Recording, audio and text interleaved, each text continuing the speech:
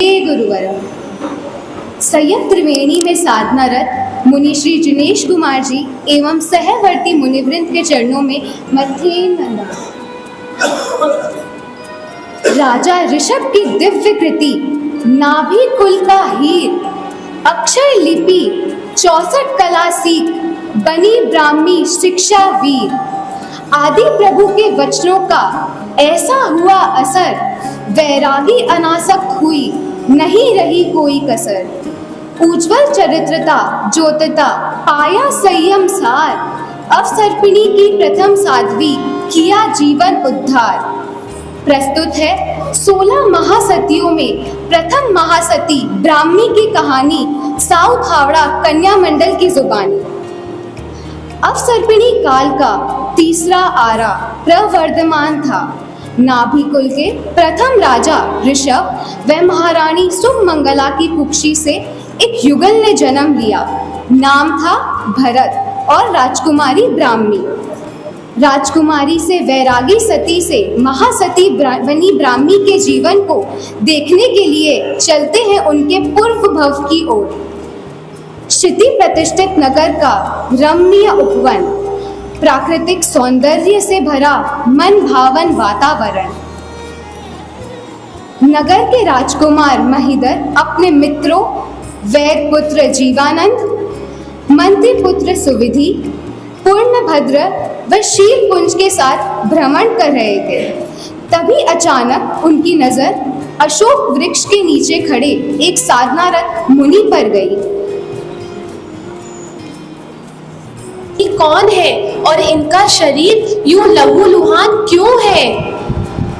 मित्र, मुझे तो यह मुनि कुष्ठ रूप से विग्रस्त लग रहा है। देखो तो कैसे हजारों कीटाणु इनके शरीर पे चल रहे हैं। मित्रों, मुझसे तो मुनिवर की इतनी वेदना देखी नहीं जा रही।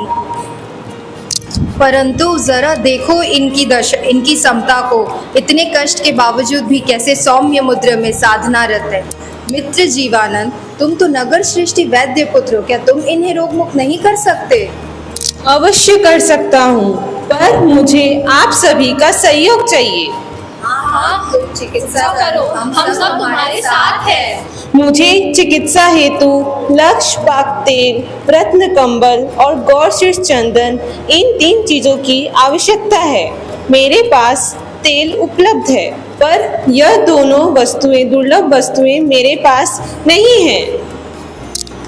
मित्र जीवानंद, हम यह वस्तुएं तुम्हारे लिए अवश्य लाएंगे। यह वस्तुएं हमारे लिए भी तो अहोभाग्य है।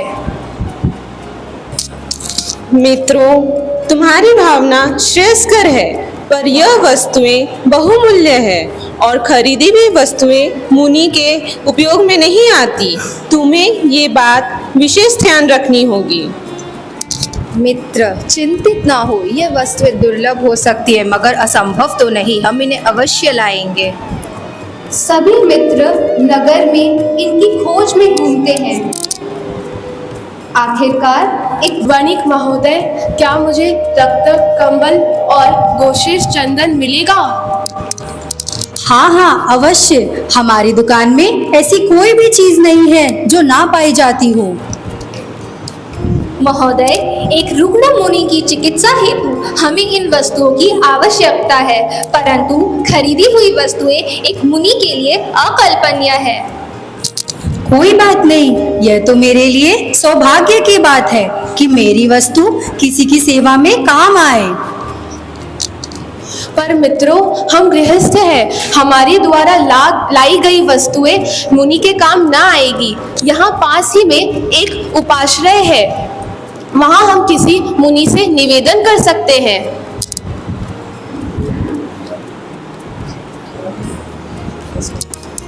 भंते, हमारी नगर के उपवन में एक कुष्ठ रोग से ग्रसित मुनि साधनारत है।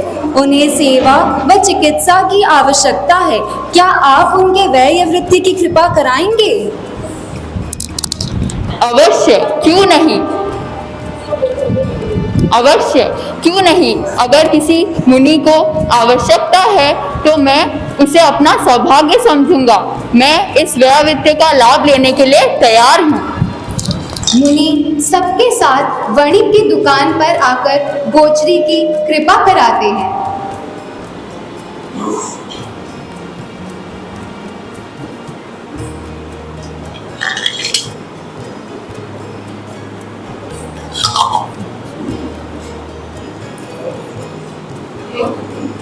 तत्पश्चात उपवन में जाकर वेद के इंगित अनुसार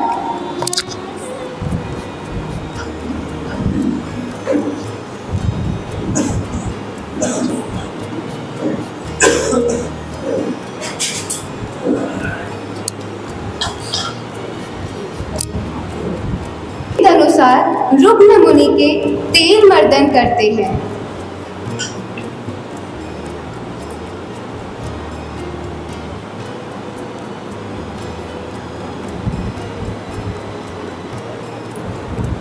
रत्न कंबल उड़ाते हैं।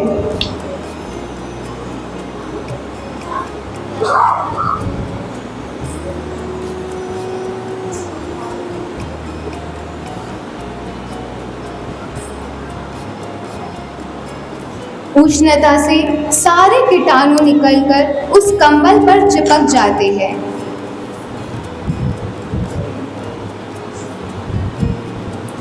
लेप से मुनि पूर्ण रूप से स्वस्थ हो जाते हैं।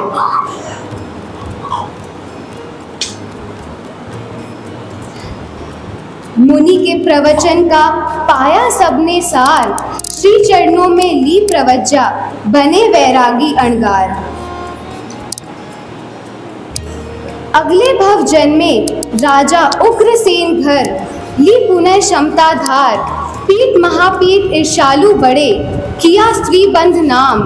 अगले भव ऋषभ घर जन्मे, युगल रूप कहलाए, भरत ब्राह्मी नार। भगवान ऋषभ का समर्षण, जहाँ हजारों हजारों श्रद्धालु उनकी अमृत देशना का रसयान कर रहे थे। तुम स्वयं का निरीक्षण करो, आत्मदृष्टा या बाह्य दृष्टा, क्योंकि त्याग से ही भक्त और त्याग से ही भगवान होता है। त्याग से ही संत और त्याग से ही सम्मान होता है।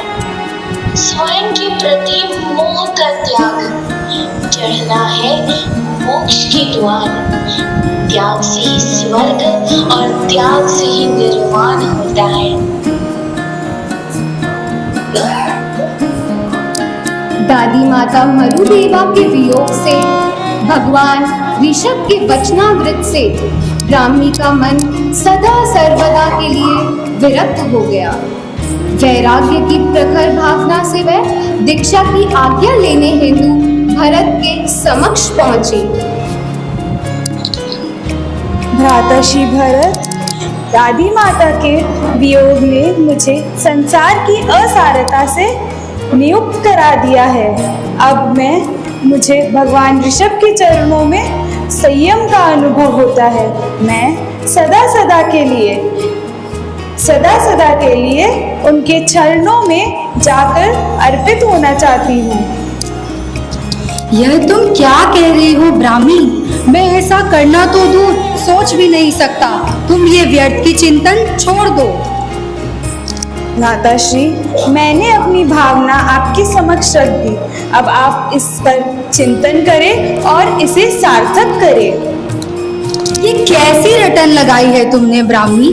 जानती हो, दीक्षा का पद नुकीली शूलों से भरा दुष्कर पद है। न भोजन का पता, न पानी का, न वस्त्र, न मकान, और तो और केश लोंचन भी अपने हाथों से करना पड़ता है।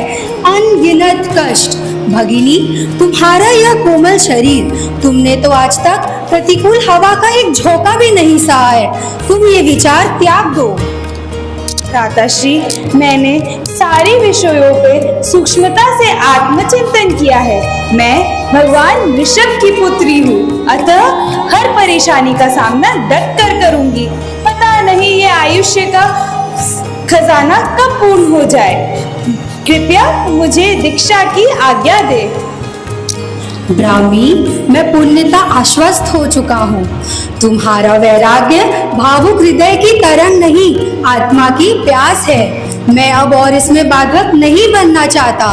मैं तुम्हें दीक्षा के लिए आज्ञा देता हूँ। आज्ञा पा भरत से लिया अनमोल संयम रत्न, अष्ट कर्म क्षय कर किया मोक्ष का वरण। संन्यास की दिशा में उठा नारी का प्रथम चरण, सदा सर्वदा के लिए इतिहास में स्वर्णाक्षर में अंकित हो गया। ऐसे बनी सती से महासती बनी प्रथम महासती ब्राह्मी। ओम अर्थ।